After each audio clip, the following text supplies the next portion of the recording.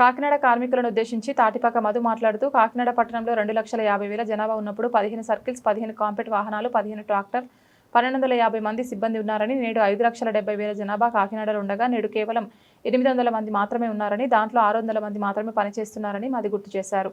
చాలా మంది కార్మికులు రోజుకు 60 సంవత్సరాల నుండి రిటైర్ మరణాలు అవుతుంటే వారి స్థానంలో కొత్త ఉద్యోగాలు వేయకపోగా మరల ముఖ్యమంత్రి గారు అధికారులపై నిందలు వేస్తారని ప్రశ్నించారు. ఏఐటీయూసీ జిల్లా ప్రధాన కార్యదర్శి తోకల ప్రసాద్ మాట్లాడుతూ శానిటేషన్పై ముఖ్యమంత్రి పలుమార్లు మాట్లాడుతున్నారని, మరి పంజాబ్ తరహాలో ఎందుకు రాష్ట్రంలో అవుట్సోర్సింగ్ కాంట్రాక్ట్ కార్మికులను రెగ్యులర్ చేయలేదని తోకల ప్రసాద్ ప్రశ్నించారు. కనీసం సుప్రీంకోర్టు తీర్పు ప్రకారం సమాన పనికి సమాన వేతనం ఇవ్వడం లేదని, వెంటనే 34 జీతం అవుట్సోర్సింగ్ కార్మికులకు ఇవ్వాలని తోకల ప్రసాద్ డిమాండ్ చేశారు. ఇంకా సమావేశంలో AP municipal workers union Kakinada జిల్లా అధ్యక్షులు బొబ్బిలి శ్రీనివాస్, కార్యదర్శి తుపాకుల లక్ష్మి, నారాయణ, అప్పన్న, బంగారు రాజేష్, నక్క శ్రీను, లక్ష్మణ్, భారతి, వెంకటలక్ష్మి తదితరులు పాల్గొన్నారు. ముందుగా ఏఐటీయూసీ జిల్లా ప్రధాన కార్యదర్శి మన మున్సిపల్ వర్కర్స్ కాకినాడలో కార్మికులకు నిరంతరం అండగా ఉండే తమ్ముడు తోకల ప్రసాద్ గారికి, అప్పన్నకు అందరికి కూడా పేరు పేరున అభినందనలు తెలియజేస్తున్నాను. ఇది సమస్య జూన్ 1వ తేదీ నాడు గౌరవనీయులు రాష్ట్ర ముఖ్యమంత్రి చంద్రబాబు నాయుడు గారు తునిలో జిల్లా అధికారుల సమావేశంలో అన్ని మున్సిపాలిటీ రాష్ట్రం అన్నింటి కన్నా కాకినాడ మున్సిపల్ శానిటేషన్ మైనస్లో ఉంది అని చెప్పారు.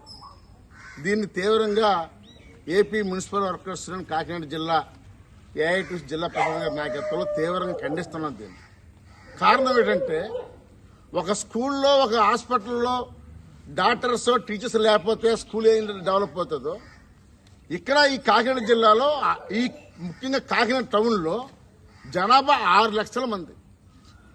6 లక్షల మందిలో 600 మంది పనిచేస్తున్నారు. స్టిల్ పని చేయగలమా? మీరే ఒకసారి ఆలోచించండి ముఖ్యమంత్రి గారు. రెండోది, సిబ్బందిని మీరు పెంచారా? సుమారు 1,400 మంది పైన సిబ్బంది ఉన్నారు. అలాంటిది 600 మంది మాత్రమే ఉన్నారు. 2 లక్షల జనం ఉన్నప్పుడే సిబ్బంది ఎక్కువ ఉన్నారు, ఇప్పుడు జనాభా తక్కువ ఉన్నారు.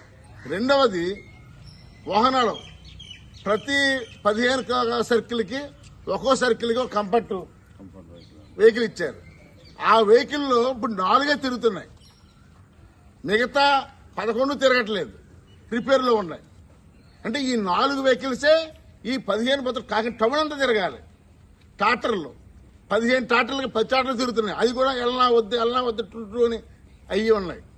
గ్లౌజులు లేవు, సబ్బులు లేవు, డ్రెస్సులు లేవు, ఏమీ లేవు. ఇవన్నీ సమస్యలు ఇన్ని తీవ్రంగా ఉండి శానిటేషన్ బాగుండాలంటే ఎలా బాగుంటుంది? దీన్ని అందుకే మేము ఏమన్నామంటే, దయచేసి మా ఏపీ మున్సిపల్ వర్కర్స్ డిమాండ్స్ ఏంటంటే, ఒకటి, సిబ్బందిని పెంచండి. పంజాబ్ తరహా చూసి మీరు చాలా సీనియర్ ముఖ్యమంత్రి. పంజాబ్ తరహాగా ఈ ఆఫీస్ వర్కర్లందరినీ రెగ్యులర్ పర్మనెంట్ చేయండి. కనీసం తాత్కాలిక 34,000 జీతం ఇవ్వండి. డ్రెస్సెస్, గ్లౌజెస్ అన్ని కూడా ఇవ్వండి. వెహికల్స్ పెంచండి, రిపేర్ చేయించండి, కొత్త వెహికల్స్ కొనండి. ఇలాంటప్పుడు శానిటేషన్ బాగుంటుందని మేము కోరుతున్నాం. తాటిపాక మధు, ఏఐటీసీ రాష్ట్ర ఉపాధ్యక్షులు.